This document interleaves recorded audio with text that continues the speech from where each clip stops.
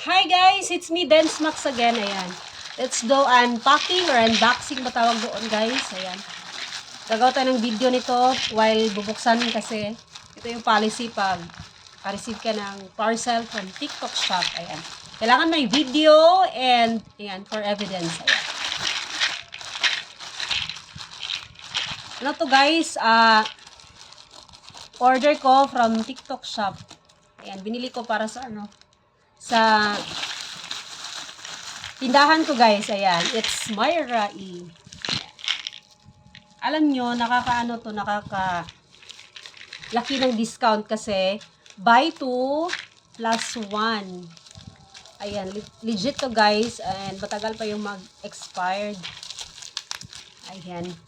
Kaya ako nag-order nito para benta ko sa tindahan.